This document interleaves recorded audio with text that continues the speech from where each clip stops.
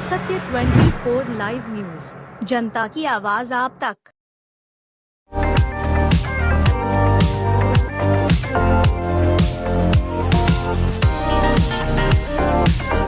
आज press conference में सभी पत्रकार भाइयों का स्वागत है। आप लोगों को धन्यवाद है और आप सब लोगों को बता देना चाहते हैं कि हम लोगों का कार्यकर्ता दर्शन सह संवाद कार्यक्रम बिहार के हर एक ज़िले में संपन्न हुआ। लगभग हम लोग जो है 6000 किलोमीटर से भी अधिक पूरे बिहार में हम लोगों ने यात्रा की। लगभग 8000 से भी ज़्यादा पंचायत प्रतिनिधियों से डायरेक्ट हमारे जितने वर्कर थे बिहार के हर एक पंचायत के लोगों से हम लोगों का संवाद हुआ। इस कार्यकर्ता दर्शन सह संवाद कार्यक्रम में काफ़ी हम लोगों को इसका अनुभव मिला और इसके साथ ही साथ हम लोगों ने महिला संवाद कार्यक्रम भी साथ ही साथ किया, जहां प्रत्येक जिला की महिलाओं से डायरेक्ट उनको बुला करके उनकी बातों को सुना, उनकी कठिनाइयों को सुना, उनकी समस्याओं को सुना। और इसी के तहत पूरा बिहार घूमने के बाद और जब घूम रहे तो हम लोगों ने ऐलान किया था कि हम लोग महिलाएं जिस प्रकार से महंगाई की समस्या सबसे अधिक है, जो महिलाओं ने सबसे आगे बढ़ चढ़ के बताया कि महंगाई से सबसे ज़्यादा त्रस्त हो चुकी हैं, घर चलाना मुश्किल है, बचत नहीं हो पाती। इसी अनुसार हम लोगों ने माई बहन मान योजना का ऐलान किया कि सरकार बनेगी तो 1 महीने के भीतर माई बहन मान योजना को लागू किया जाएगा और 2500 रुपये खाते में प्रत्येक माह हम लोग देने का काम करें। हम लोगों ने बताया सामाजिक सुरक्षा पेंशन हो, चाहे दिव्यांगों का हो, चाहे विधवा पेंशन हो या वृद्धा पेंशन हो, 400 से बढ़ा करके 1500 रुपये हम लोग करेंगे। इसी दौरान हम लोगों ने तय किया क्योंकि बिजली बिहार में पूरे देश भर में सबसे महंगा मिलता है, लोग परेशान हैं, स्मार्ट मीटर से परेशान हैं, तो 200 यूनिट फ्री में बिजली अगर हम लोगों की सरकार बनती है तो हम लोग देने का काम करें। गैस सिलेंडर जो आसमान छू रहा है, जिसकी कीमतें गैस का,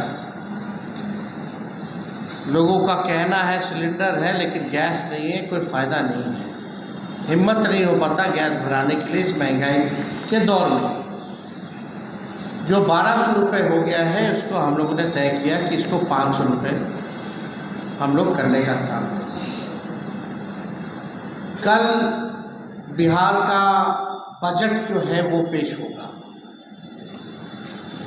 और जब बिहार का बजट पेश होगा तो हमको लगता है कि जिस प्रकार का राज्यपाल जी का अभिभाषण रहा, किसी को समझ में नहीं आया आखिर ये कौन सी सरकार का भाषण था। 2005 वाला, 15 वाला कि 17, 18, 19, 20 वाला या 24, 22 वाला, सब जो है कंफ्यूज थे कि आखिर ये कोई 3-4 राज्यपाल हम लोगों ने देख लिया, 5 राज्यपाल देख लिया इन दिनों। 5 राज्यपाल ने एक ही रटा रटाया भाषण जो है बोलने का काम किया। अगर मुख्यमंत्री जी से भी पूछा जाए ईमानदारी से तो वो भी कंफ्यूज हो जाएंगे कि कौन सा साल वाला का कौन सा सरकार का भाषण था, उनको भी पता नहीं। भारत सरकार का बजट आया, बिहार को जो है छलने का काम किया गया, सौतेला व्यवहार किया गया। जब हमको मौका मिलेगा हाउस में तो सारी डेटा के साथ जो है हर एक बात जो है हम करेंगे, आप लोग भी सब लोग रहिएगा, सुनिएगा। लेकिन कल बिहार का बजट आ रहा है तो हम लोगों की मांगे हैं और हम लोग चाहते हैं कि ये बजट में सरकार जो है इन चीज़ों को इंक्लूड करे।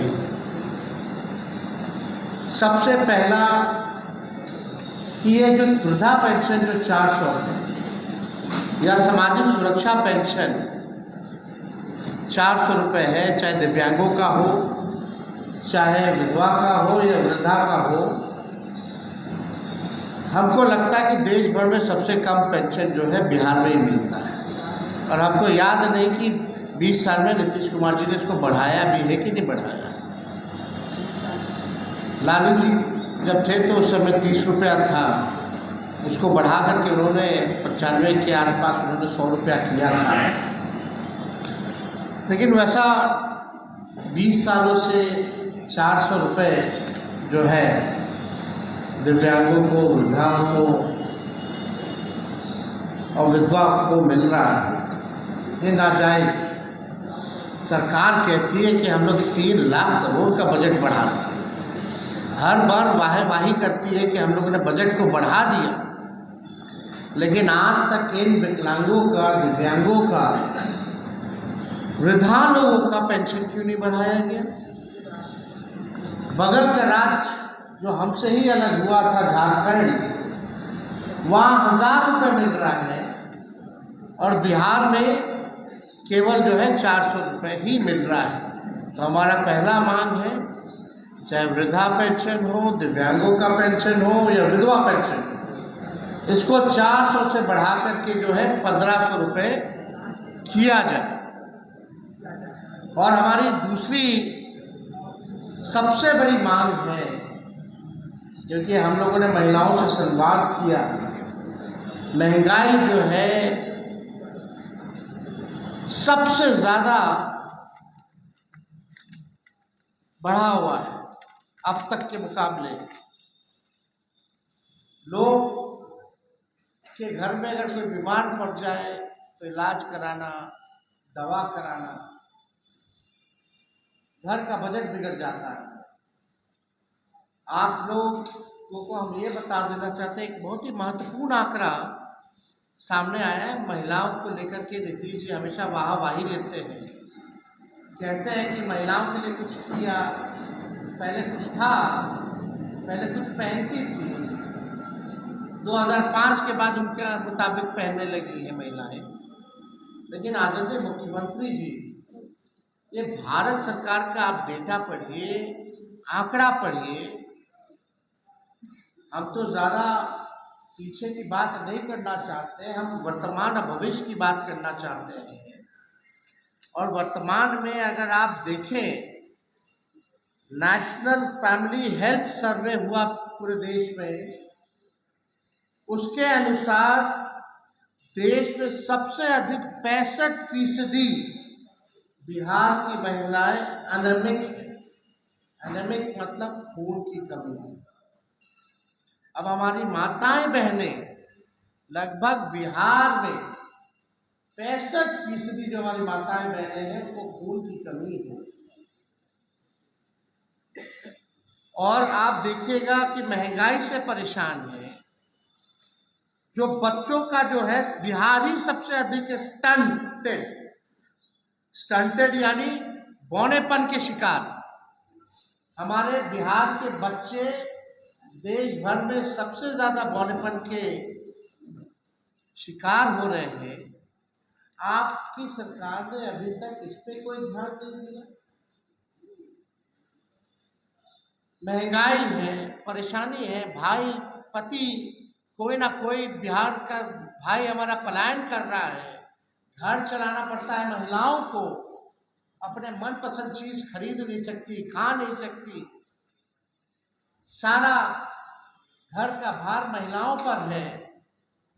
तो हम चाहते हैं कि आप महिलाओं के लिए भी, भले ही आप माई बहन मान योजना का कॉपी कर लीजिए, लेकिन 2500 रुपये उन माताएं बहनों के खाते में दें, ताकि उनमें कोई खून की कमी ना हो और हमारा आने वाला भविष्य बौनेपन का शिकार ना हो। ये काम कम से कम मुख्यमंत्री करें। नौकरी वाले मामले में चलो हम लोग तो कहते थे 10 लाख देंगे, तो अब मुख्यमंत्री वही बात कॉपी कर रहे हैं, बोलते हैं कि 20 लाख देंगे, 20 लाख देंगे। भले कॉपी करना है तो माई बहन मान योजना का भी करिए, लेकिन कल जो आपका आखिरी बजट है, हम कह सकते हैं, इसमें कम से कम महिलाओं जो है कुपोषण का, बच्चे जो है शिकार ना हो, खून की कमी ना हो, बौनेपन का शिकार ना हो। कम से कम इन माताओं बहनों के खाते में इस महंगाई के ज़माने में आप 2500 रुपए उनके खाते में आप लोग डलवाने का काम, और हमारी कोशिश रहेगी कि आपसे हम डलवा करके रहें, मन हो या ना हो। तो हमारी तो कोशिश रहेगी कि ये काम जो है महिलाओं के खाते में जल्द से जल्द पैसे आए। इसके लिए हम लोग जो है पुरजोर कोशिश ही नहीं बल्कि काम भी करेंगे, कुछ ना कुछ डालें। दूसरी बात हम ये कहना चाहते हैं कि गैस सिलेंडर जो खाली है, सिलेंडर है, गैस नहीं है, लोगों का चूल्हा नहीं जल रहा है इस महंगाई के चक्कर में, तो गैस सिलेंडर का भी कम से कम 500 रुपए करें। और 5 लाख नियुक्ति पत्र हम लोगों ने बांटा था, 3 लाख नौकरी प्रक्रिया अधीन करा के आए थे, उसके बाद से स्थिर पड़ गया है।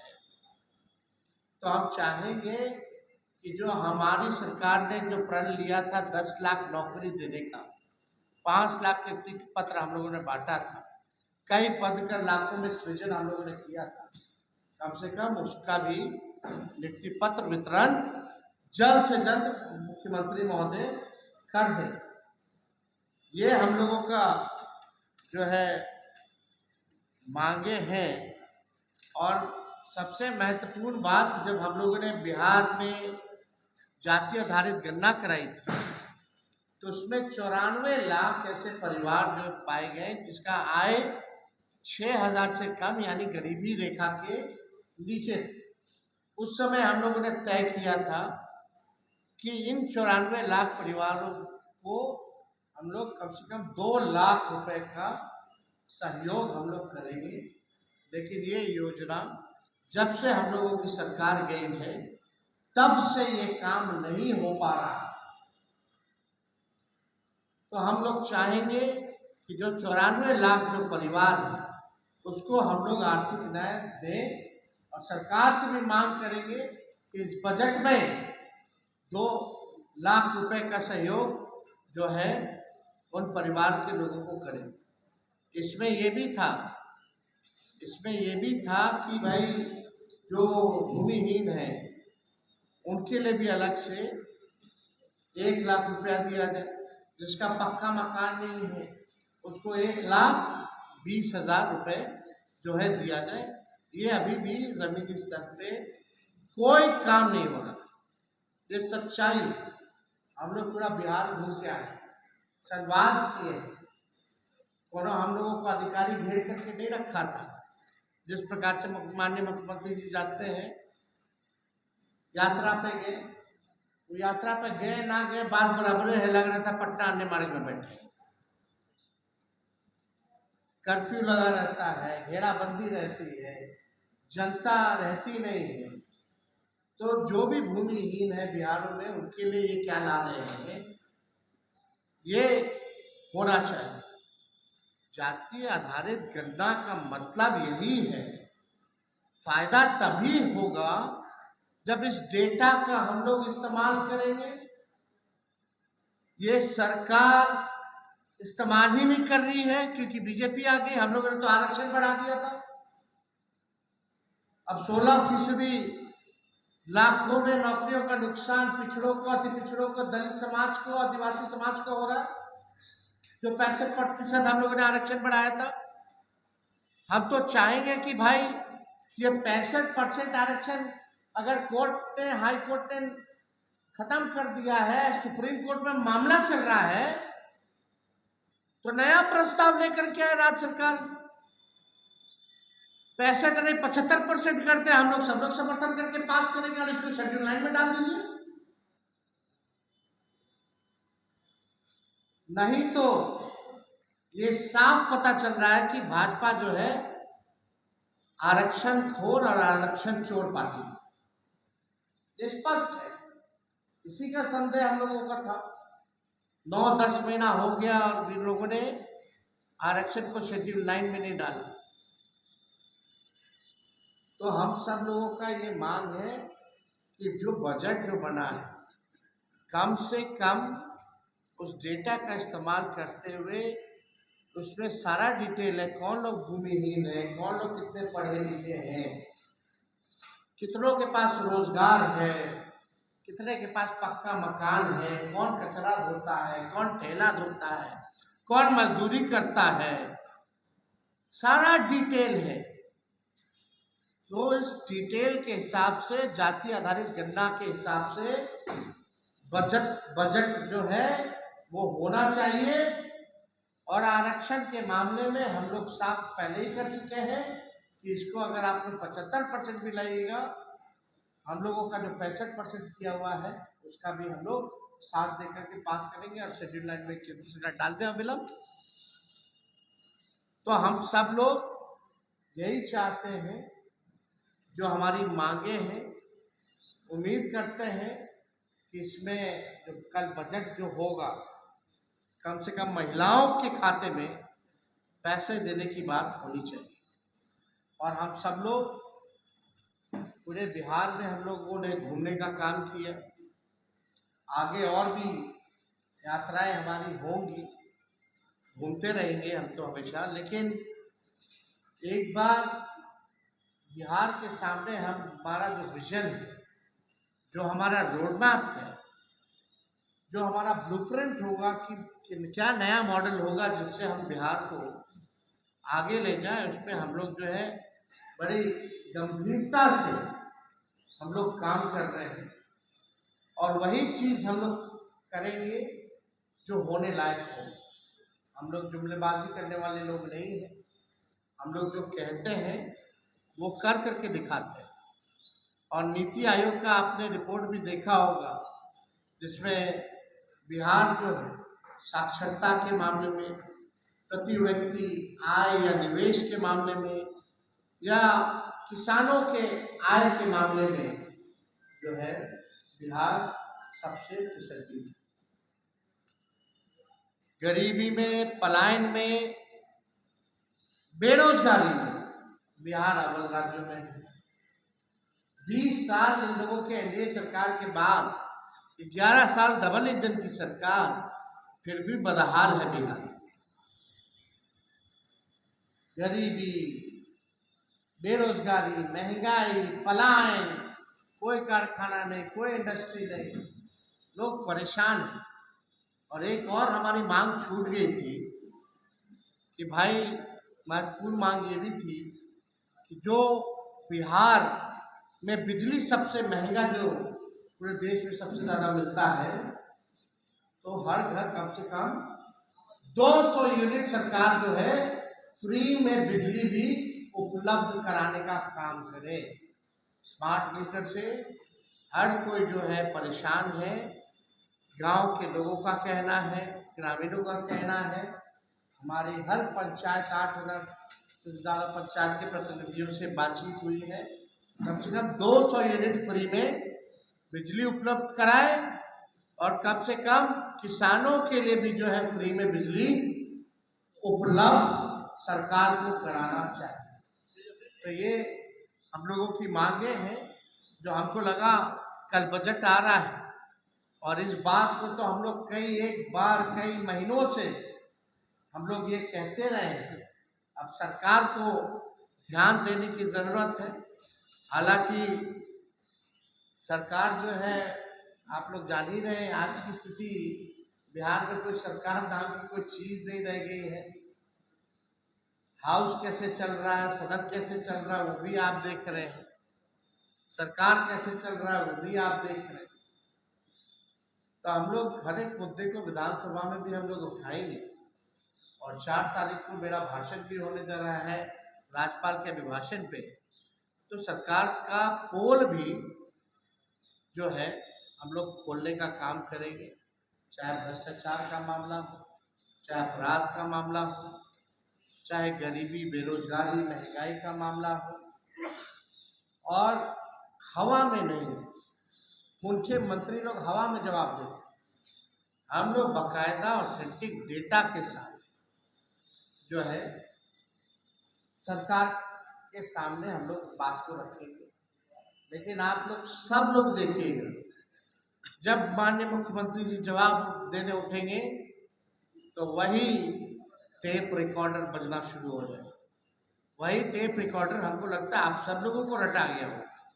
जब मुख्यमंत्री जी खड़े होते होंगे भाषण देने, तो अगला उनका क्या शब्द होगा, क्या सेंटेंस होगा, वो आप लोग अपने मन में गुनगुना लेते होंगे। ये सच्चाई है। इसलिए हमने कल ट्वीट करके कहा कि भाई 15 साल से पुराना अगर गाड़ी हो जाती है तो सरकार इजाजत नहीं देती है चलाने के लिए, क्योंकि गाड़ी खटारा हो जाता है, प्रदूषण करने लगता है, मेंटेनेंस बार बार चाहिए होता है, फिर भी खटारा ही रहता है। तो अब समय है,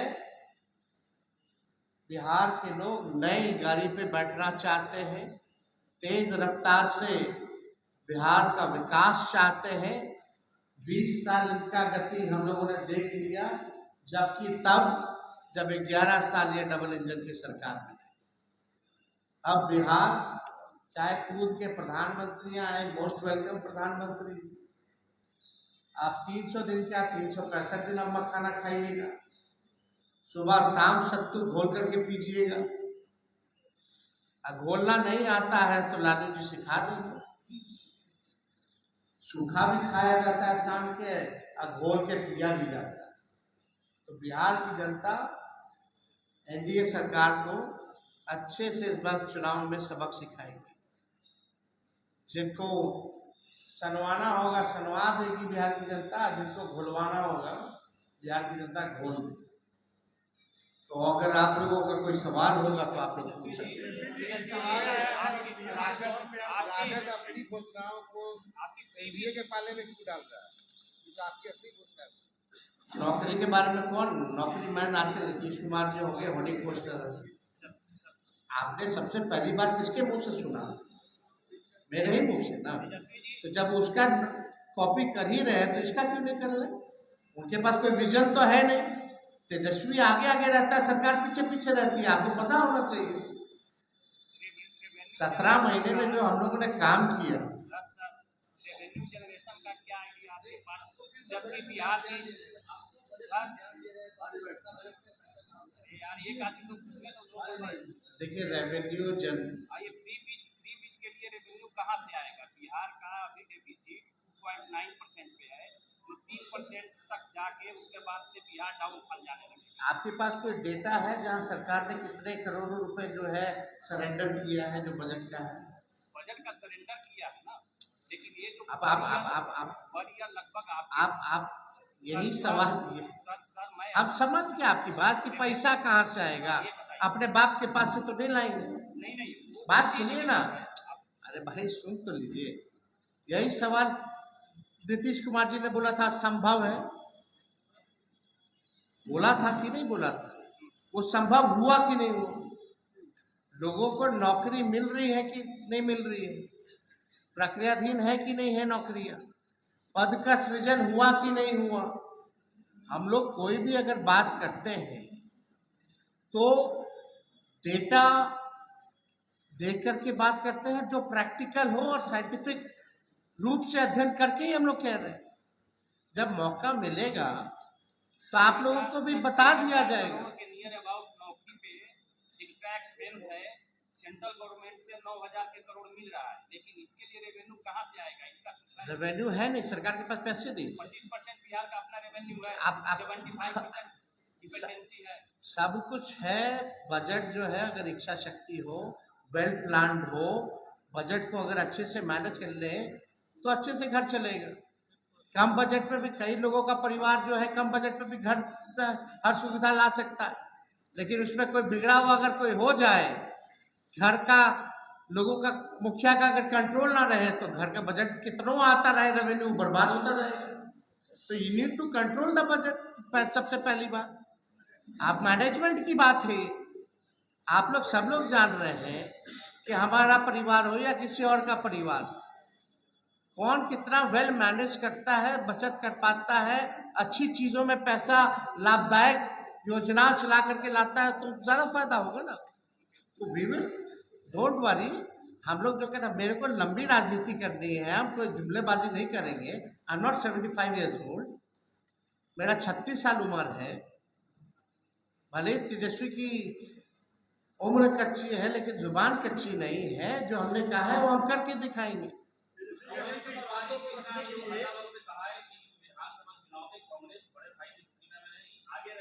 अब इस मुद्दे पे, इस मुद्दे पे हमको लगता है कि हम लोग बात करें।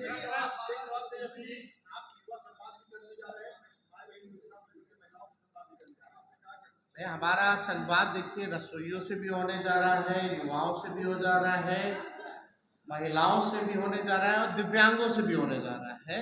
और आने वाले समय में हर लोगों से, किसानों से तो हम मिलते ही रहते हैं, कभी भी टूर पे जाते हैं तो खेत में उतर के मिलते हैं, जाते हैं। और लोगों से भी मिलेंगे जो बिहार के बाहर भी रहते हैं, जो अंदर रहते हैं, नौजवान छात्र छात्राओं से, सभी लोगों से मिलकर के, क्योंकि हमको बिहार को आगे ले जाना है। तो हमारा जो विजन होगा, जब हम पेश करेंगे, तो बात सबकी होनी चाहिए, सब लोगों की बात होनी चाहिए। अरे भाई, सब लोगों के लिए काम करना। बिहार में जितने लोग हैं भाई, 12-14 करोड़ अगर आबादी है, तो हमको तो सबका ना ध्यान रखना है।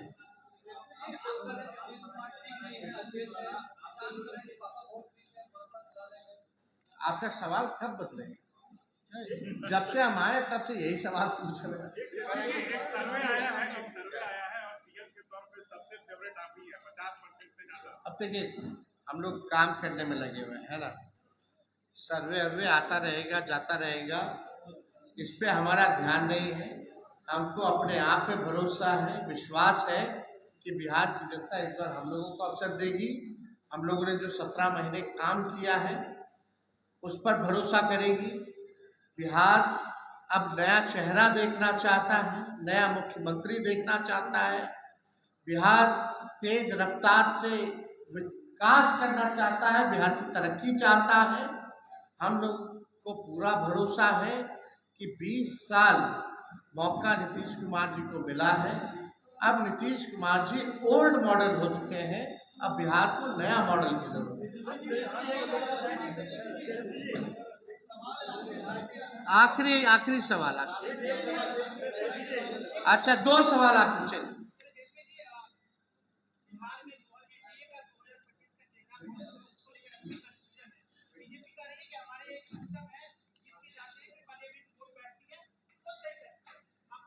देखिए, हालांकि इस पे हमको टिप्पा टिप्पणी करना नहीं है, ज्यादा हम इस पे कुछ कहेंगे नहीं। उनका गठबंधन है, उनकी पार्टी है। लेकिन अगर एक बिहार के नागरिक के हिसाब से अगर हम देखें, नॉर्मल जनता के हिसाब से, not as a politician, BJP के जितने अलायंस पार्टनर हैं, बीजेपी ने अपने अलायंस पार्टनरों के साथ क्या किया? नॉर्थ, साउथ, ईस्ट, वेस्ट, जो भी रीजनल पार्टी रही है, क्या हुआ उनके साथ? AIADMK का क्या हो गया?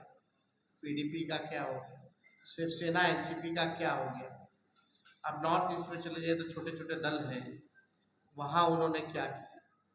यही डर का कारण था ना, जब 21 में 22 में मुख्यमंत्री जी हमारे पास आए थे कि हमारे दल को तोड़ रहा है। अब सच्चाई ये है कि दल को तोड़ दे रहा है, दल पे कब्जा ले रहा है, और माननीय मुख्यमंत्री अपने हाथों से ही बीजेपी के लोगों को बैठा दिया। ये सच्चाई है। तब वो जाने, उनका गठबंधन जाने, लेकिन सच्चाई ये है। एक आखिरी सवाल।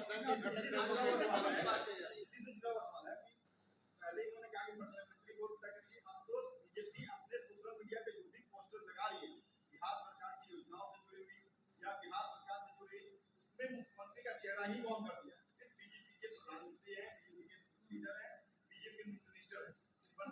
अब यार उन लोगों का पार्टी का मामला है, किसका कौन करती है, किसका इन करती है, इससे हम लोगों को क्या मतलब? वहाँ कोई चेहरा है क्या? आप लोग चेहरा भी क्यों बोल रहे? कोई चेहरा ही नहीं है भाई वहाँ। बिहार में बीजेपी का कोई चेहरा है? हाँ? अरे भाई कम पड़ेगा, हम दे देंगे, ये मान लीजिए।